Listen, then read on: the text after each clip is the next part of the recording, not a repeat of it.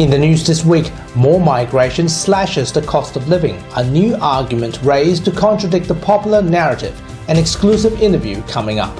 Also tonight, immigration detention and cost of living failures ruin the final week of Parliament for the Albanese government before Christmas. No relief presents for Christmas as the government hosed down cost of living assistant expectations, and later Dr. Power's comments. This is the evening news with Ivan Leung and Paige Reid. Good evening. More migration slashes your cost of living. That's the argument from Perth community leaders challenged the mainstream narrative, asserting that increased migration is the key to lowering the cost of living for Western Australians. It comes as Prime Minister Albanese is preparing to slash Australia's migration and international students intake this coming week. Multicultural advocate Suresh Rajan stated his argument during an exclusive interview on this matter. Suresh, thanks for being here. The common argument is that migration contributes to the cost of living increase because of housing shortages, putting pressure on public services and so on. But I understand you are arguing the exact opposite. What's your view and why do you think that's the case? Certainly all of the economic studies indicate that what happens when migrants come to Australia, come to any country, is that they are going to be part of the productive process in the economy, therefore producing more goods that are available for people to purchase. Now, what we know is the classic definition of inflation is too much money chasing too few goods. What you have then is now an increase in production, more goods available, and then companies are able to reduce the price of those goods because they can actually make the same amount of money because they've got greater demand for the same goods. So what you will see is more goods available, and therefore it's not the too much money chasing too few goods. The goods are available. In my view, what you will see with migration of any kind is that it will ultimately lead to a reduction in the cost of living. Hang on, are you saying that migration actually reduces the cost of living? Very much so. I think it can reduce the cost of living by increasing the production, and the GDP is increased quite considerably. Production is increased, more goods available. Companies are able to then reduce the price of those goods because they have a lower margin on more goods being sold and achieve the same level of profit as they were before. So therefore, you can actually see a reduction in costs as well. So and reduction in prices. So which is again that classic definition of inflation is the prices going up. What you can see is a reduction in costs because of the reduction in prices because of the increased number of goods that are available for purchase. Just very quickly, the government is going to slash international student numbers. What do you think of the Prime Minister's move? I'm not in favour of any reduction in overseas student numbers. One of the issues that we point to there is the fact that when international students come here and they pay fees for their studies that they're doing, and they're paying some considerable amount in fees, what those fees do is actually reduce the cost to mainstream students, Australian students, because the universities are able to subsidize more places available to the local students because of the fact that all of the money is being made from international students. So what you will see is a reduction in costs for those mainstream students, mainstream families, because they are now being more and more heavily subsidized by more international students rather than less. So the lesser you make the international student numbers, the more it's going to increase the cost to local students to achieve their degree courses and their studies. And so therefore it is just a classic definition of actually contributing to local students by cutting the number of international students. It doesn't make any sense whatsoever. It's a very tricky situation indeed, given that universities are only profitable because they're relying on international students. You can read the full story now on the WIMN Extra News Club. Suresh Rajan, thanks for your time and Merry Christmas to you. And the best to you and all of your viewers. Immigration detention, cost of living and falling popularity continue to cause havoc for the Albanese government as the final Parliament sitting week concludes before the festive season. There are strong suggestions that the federal Labor may try to capitalise the Liberals' weak position with the possibility of an early election in 2024. Here is Peter Kennedy. Well, the end of the year can't come soon enough for Mr Albanese and his government. It hasn't been a happy few weeks. The main issue, of course, during 2023 has been the referendum on the voice. The result wasn't good for Mr Albanese. The fact that the Australian public rejected the proposal, not only rejected it, but rejected it strongly. So that was a setback for Mr Albanese because he'd put a lot of political capital into the issue of the voice, but it didn't get much better.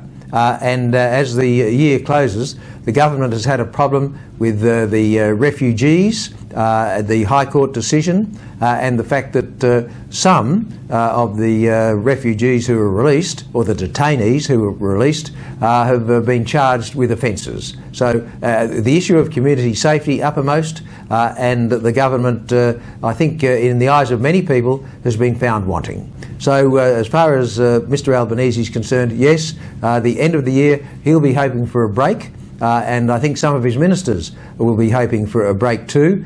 Some of the ministers, say for instance the Attorney General, Mark Dreyfus, got involved in a snap with a reporter in Canberra.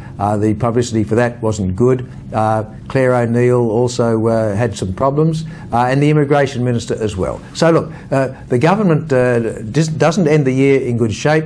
It provides them with an opportunity, though, to regroup and come out in 2024 with a fresh approach. The issues in 2024 will continue to be economic. There's the issue of the Reserve Bank. Will it be increasing interest rates? A suggestion that perhaps the cycle may have come to an end, or just about come to an end. That'll be a relief not only for the government, it'll also be a relief for home buyers, many of whom have found the escalation in interest rates very difficult to cope with. So, look, on the economic front, a number of challenges for the government. On the refugee front, or the detainees front, the challenges there.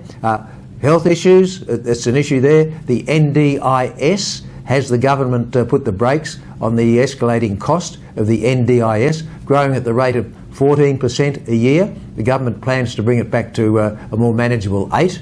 At that stage, it's still a lot of money, but it's far more manageable than 14%. So, as 2023 ends, Mr Albanese, plenty on his plate. As I say, he'll be relieved to go to Christmas and hope that things can regroup in 2024. The suggestion, though, if the government can regroup and come back fighting, as it were, just possibly could be an early election towards the end of 2024. It'll depend on how the government's fortunes are placed, and also how Peter Dutton and the Liberals are managing. If Labor thinks that the Liberals are struggling, the idea of an early election might be very, very tempting. So as we go into the Christmas break, politics in Australia, very interesting indeed, and as I say, the government has had some problems during 2023. They'll be hoping to come in with 2024 with a fresh approach. Happy Christmas. Peter Kennedy, WAMN News. Hi there. Are you looking for a new home or want to refinance your car mortgage to get a better rate? At AA Finance Solutions, we have the expertise and knowledge to help you to find the right loan for your needs and budgets. Contact us today. Let us help you to make your home ownership dream a reality. AA Finance Solutions, your local mortgage broker. Struggling families hoping for relief from the government are left disappointed as Treasurer Chalmers brushed off suggestions that there will be any financial support this festive season. When asked whether he's concerned about the reduction in household savings, Dr. Chalmers says the government knows Australians are doing especially tough and their policies are reducing the cost of living sting for families. Recent data released by the Australian Institute of Health and Welfare has sent shockwaves through Western Australia, indicating its emergency departments are grappling with the lowest patient on-time service rates in the nation. The Australian Nursing Federation WA Secretary Janet Ray emphasises that WA is not only affected by the global shortage of nurses and midwives, but it's experiencing these shortages more severely than other states. My concern is it's not even the height of the flu season, and yet we have overflowing tertiary hospitals redirecting patients not only to secondary hospitals, but hospitals that are rural or remote, and that's just not good enough. A 15-year-old girl has been charged following an alleged stabbing attack at a school in Perth's north.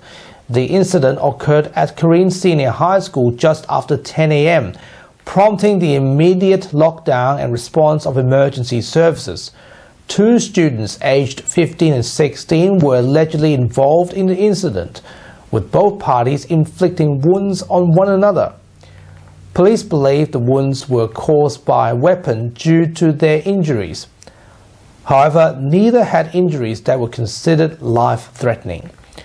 Both teenagers were taken to the hospital, with police to be treated for their injuries, while the high school promptly initiated a lockdown to ensure the safety of other students on the campus. Police quickly confirmed there were no other people involved and no larger threat to the community. A 15-year-old female student has been charged with aggravated unlawful wounding. Vietnam Airlines non-stop flight from Ho Chi Minh City to Perth touched down in Perth for the first time, marking the start of a new route between Perth and Vietnam. The new route will enable nearly 43,000 people to travel from the Vietnam capital city each year. With flights 3 times a week, the Cook government is hoping to boost business opportunities and partnerships between Perth and Vietnam. The Deputy Premier says these new direct flights are an important role in WA's tourism strategy, as WA's government knows people are more likely to travel to places that are easier to access. We're very, very pleased. This is yet another example of WA reconnecting to the rest of the world, but importantly into a market that we're very excited about, both as a place for Western Australians to visit, but even better, the ability for Vietnamese people to come to WA. And now here's Dr. Karina Powers with a weekly medical and news commentary. Hi everyone, we're still having rolling cases here in WA. So the wave is ongoing. It's not a high peak and then a sudden roll off that peak. It's a grumbling number of cases that continue to occur on a daily basis. We do have to be mindful of our residents in residential aged care facilities and make sure that we don't go there if we're unwell, ideally. And it's a good idea to wear a mask or a respirator N95 if you are visiting relatives in residential aged care facilities and they're able to hear you still. So, yes, because sometimes we don't know that we've got an infection and we need to protect others. So masks protect ourselves and also other people from spreading an infection we may not realise that we're starting to brew or incubate. Now, the news from Canada is that if you're having COVID 1, 2, 3 times, every time you catch COVID, your risk of prolonged symptoms following that disease increases. And by about the 3rd time, that risk is sitting at about 2.6 times for prolonged symptoms. So it's important to get vaccinated, try and avoid catching COVID. So make sure you organise things in fresh air or areas where there is good ventilation. So I'm hoping that you are all starting to enjoy the festive season in a safe way. Look after everyone else that you can with consideration. Take care. Thanks, Doctor. And now here is Leo Puglisi with what's coming up on 6 News Tonight. Thanks guys. On 6 News, Anastasia Palaszczuk resigns as Premier of Queensland and from Parliament, saying she's given it her all. The UN warns half of Gaza's population is starving and nowhere is safe as the death toll approaches 18,000. And Anthony Albanese says Australia's migration system is broken, now set to announce a plan to bring migration back to sustainable levels. Watch live on our YouTube channel, on our New Look website, 6newsau.com. For now though, it is back to you. Thanks, Leo. So, Ivan, the countdown is on for Christmas. Are you ready? Hey, less than 2 weeks to go. I mean, I'm certainly ready. What about you? Yeah, really looking forward to it. I'm looking to spending time with my family. Well, for me, it's 3 weeks worth of no news, no nothing, just switch off, right? Lucky me. You can't get luckier than me. And that's our weekly news and current affairs. We have all the latest news on our website at wamnnews.com.au. Remember to subscribe to the WAMN Extra News Club so we can continue our work in the community. Full details on wamnnews.com.au/news/extra. From Paige and myself, wish you good health, good night. See you next Sunday. Thanks for being with us.